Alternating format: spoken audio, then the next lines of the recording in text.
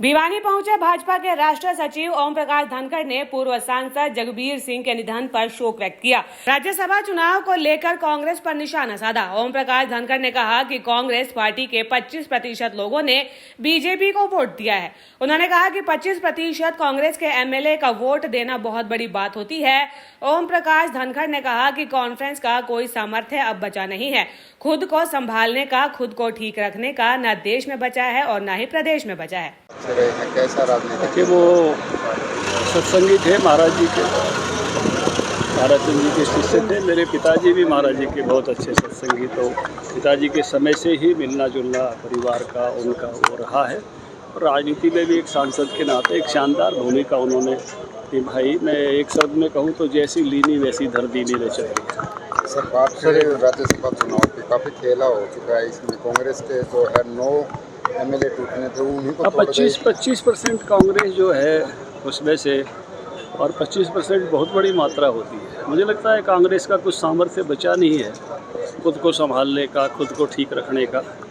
ना देश में बचा है ना प्रदेश में बचा है। सर कांग्रेस में आरोप लगा रही है, उनमें काफ़ी दिक्कत आ रही, बायोमेट्रिक की दिक्कत आ रही है। देखिए, अगर आपके पैसे आपके खाते में आने हैं और आपका अनाज आपके हिसाब से बिक्री होनी है तो कुछ टेक्निकल चीज़ों का पालन सुविधा भी देता है। अब सरकार ने पूरा डीबीटी से पैसा कर दिया है, पहले आड़ती के थ्रू आता था, तो डायरेक्ट आपका पैसा जिसने बेचा है उसी के पास आना चाहिए। तो वो सारी चीज़ों के जस्टिफिकेशन के लिए कुछ चीज़ें की हैं, उसमें भी कोई असुविधा होती है तो सरकार बड़े खुले मन से चीज़ों को ठीक करती है। इसलिए बहुत सारा पैरामीटर चीज़ें इसलिए बनाई जाती है कि चीज़ें उसी के चीज़ें खाते में पहुँचे। मैं कई बार देखता हूँ बीमे में भी लोग मेरे पास इसमें भी शिकायत लेके आते हैं, जो बीमा है या जो ये अपना डिजास्टर मैनेजमेंट का फंड होता है, एक भाई के ज्वाइंट खाता है, एक भाई लिखवा देता है, पैसे उसके अकाउंट में चले जाते हैं। फिर वो दूसरे भाई कहते हैं कि इसमें तो हम 4 भाई थे, 3 भाई थे।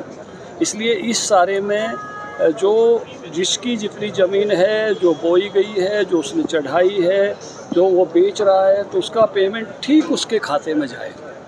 ये समसामयिक ज़रूरती है, क्योंकि आजकल सब आपको पता है डिजिटल भुगतान हो रहे हैं। जैसे किसान सम्मान निधि का आता है, वैसे किसानों की अनाज की पेमेंट भी डायरेक्ट आती है। तो जितनी मैं कहूँगा सिस्टमेटाइज होगी उतनी अच्छी होगी। लेकिन सिस्टम के कारण कोई परेशानी आ रही है तो जरूर मंडियों में राणा जी बहुत अच्छे कृषि मंत्री और नायब जी भी खुले मन से सब चीज़ों को ठीक कर। सर कांग्रेस कह रहे हैं कि ये एमएसपी और मंडी खत्म करने का षड्यंत्र है, इस तरह की जो कंडीशनें लगाई है। कांग्रेस के तो बयानों में कोई दम बचा ही नहीं। ये एमएसपी बढ़ाया किसने? हमने। डायरेक्ट पेमेंट किसने शुरू की? हमने शुरू की। 50% प्रॉफिट के साथ पैसा देना शुरू किया तो हमने शुरू किया। किसान सम्मान निधि तो हमने शुरू की। फसल बीमा शुरू किया तो हमने शुरू किया।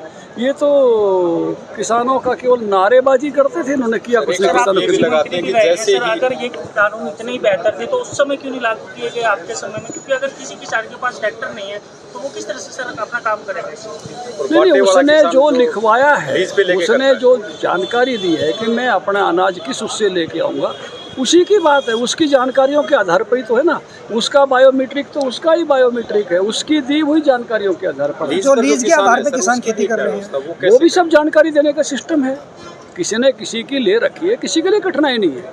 सबकी बिक्री होने वाली है, एक का भी अनाज बचेगा नहीं, बल्कि हरियाणा राज्य पड़ोसी राज्यों के अनाज को भी खरीदता है और उससे भी हमको कोई कठिनाई नहीं होती। उससे भी मार्केट फीस आती है। सर एक रूटीन बात से लेके लोग अभी ये आड़तियों की भी आमद नहीं होती है। केवल जिसका पैसा हम राज्य सरकार खरीदती है वहाँ थोड़ी रिस्ट्रिक्शंस ज़्यादा लगाते हैं, बाजरे में, सरसों में, क्योंकि उसकी पेमेंट राज्य सरकार करती है। एमएसपी जो गेहूं पर है, धान पर है, वो तो केंद्र सरकार की खरीद होती है। इसका मतलब केवल और केवल इतना है कि मैंने बेचा है तो मेरे खाते में पैसा आए, मेरी जो है बायोमेट्रिक पहचान ठीक रहे। सर लगा रही है, ये तब तक रुके हुए जब तक बंगाल के चुनाव संपन्न हो जाते। आप अरे भाई, इतने शानदार तरीके से सरकार मैनेजमेंट कर रही है, उसकी प्रशंसा करिए। ये होगा बहकी राजनीति क्या करते? नहीं, मैं कह रहा हूँ ना, इतने शानदार तरीके से मैनेजमेंट कर रही है, दुनिया भर में बढ़े हैं, उसकी प्रशंसा कीजिए। वीडियो में किसानों को आ रही समस्याओं के सवाल पर भाजपा के राष्ट्रीय सचिव ओम प्रकाश धनखड़ ने कहा कि अगर किसानों के पैसे किसानों के खाते में आने हैं और अगर आपका अनाज आपके हिसाब से बिक्री होनी है तो कुछ टेक्निकल चीजों का पालन सुविधा भी देता है।